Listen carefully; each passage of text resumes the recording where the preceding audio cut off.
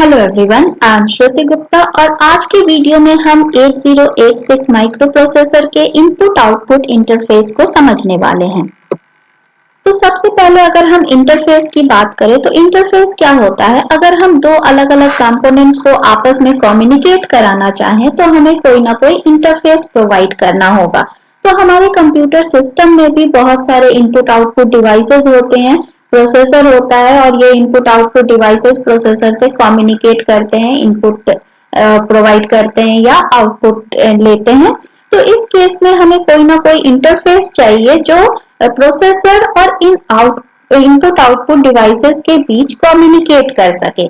तो input output interface यही है ताकि माइक्रो प्रोसेसर इन डिवाइसेस के साथ कम्युनिकेट कर सके। लेकिन अगर हम कंसेप्चुअली देखें तो इनपुट आउटपुट डिवाइस की स्पीड प्रोसेसर की स्पीड से काफी कम होती है। इसलिए इन डिवाइसेस को माइक्रो प्रोसेसर से अटैच करने के बाद हमें कुछ लैचेस या बफर रखने पड़ते हैं ताकि डेटा आके वहां स्टोर हो सके और देन माइक्रो प्रोसेसर पे शिफ्ट हो, क्योंकि अननेसेसरी उसके कारण हमारे सीपीयू का टाइम वेस्ट होगा अगर वो डेटा के लिए वेट करता रहे या डेटा को सेंड करने में वो स्लोली डेटा को ट्रांसफर कर पाए। तो इसलिए हमें इनपुट आउटपुट इंटरफेसिंग की जरूरत होती है और इनपुट आउटपुट इंटरफेसिंग में नॉर्मली 8 बिट डेटा लाइंस होती हैं और 8 बिट ही एड्रेस लाइन होती हैं और साथ ही कंट्रोल सिग्नल को भी पास करने के लिए कंट्रोल बस होता है। तो अगर हम इसे डायग्राम से समझे तो ये कुछ इस टाइप से होगा। ये हमारा प्रोसेसर या सीपीयू है और ये हमारे डिवाइसेस हैं या पेरिफेरल्स हैं जिनको सीपीयू के साथ कनेक्ट किया गया है। ये इंटरफेस सर्किट है जो थोड़ी देर के लिए इनपुट या आउटपुट को होल्ड करके रखता है, यानी पूरा इनपुट आ जाए, सपोज कीबोर्ड से हम टाइप कर रहे हैं, अब उतने देर प्रोसेसर उसके लिए वेट नहीं करेगा, तो वो सारे डेटा जाके पहले यहाँ लैच या बफर में स्टोर रहेंगे, देन वो कंप्लीट होने के बाद प्रोसेसर तक भेजा जाएगा।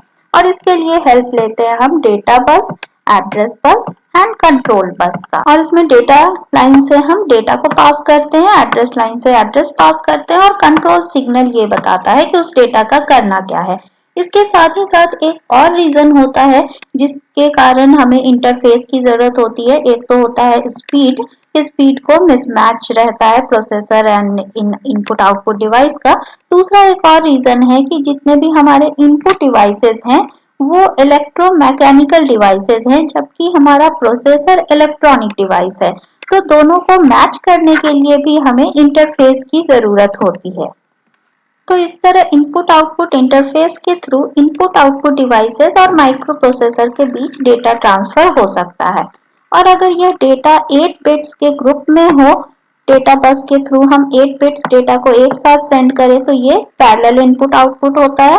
अगर हम सीरियली डेटा को सेंड करें तो ये सीरियल इनपुट आउटपुट होगा और इसके लिए SID एंड SOD पिन का यूज किया जाता है जो माइक्रो प्रोसेसर में होता है और इसमें एक एक बिट करके डेटा ट्रांसफर होता है।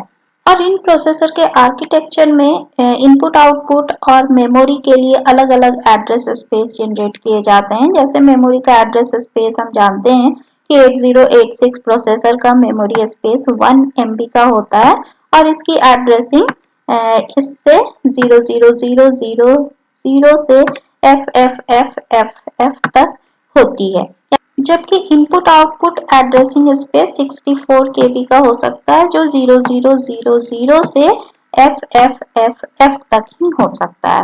और इनपुट आउटपुट जो डिवाइसेस के जो इंटरफेस होते हैं वो दो तरीके से हैंडल किए जा सकते हैं। एक होता है आइसोलेटेड मैप्ड इनपुट आउटपुट और दूसरा होता है मेमोरी मैप्ड इनपुट आउटपुट। तो आइसोलेटेड इनपुट आउटपुट में क्या होता है कि इसे मेमोरी से सेपरेटली ट्रीट किया जाता है और जितने भी इनपुट आउटपुट डिवाइस होते हैं उनको एक पोर्ट नंबर असाइन किया जाता है और जिसका रेंज 00 से FF तक होता है, यानी 8 बिट एड्रेसिंग होती है हर डिवाइस के पोर्ट नंबर की।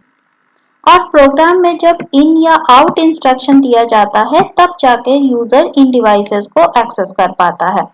दूसरा होता है मेमोरी मैप्ड इनपुट आउटपुट।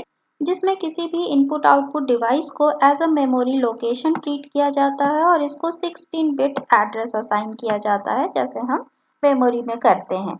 और जब भी डेटा ट्रांसफर करना होता है किसी डिवाइस से मेमोरी तक या मेमोरी से किसी डिवाइस तक, तो उस समय हम सेम इंस्ट्रक्शन यूज कर सकते हैं जैसे हम मेमोरी को हैंडल करने के लिए करते हैं।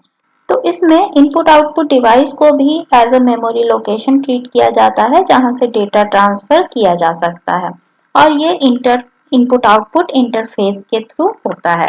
तो आज के वीडियो में अगर आपको इनपुट आउटपुट इंटरफेस समझ में आया तो वीडियो को लाइक शेयर एंड सब्सक्राइब करें, साथ ही नोटिफिकेशन बटन को ऑन करें। And thanks for watching this video.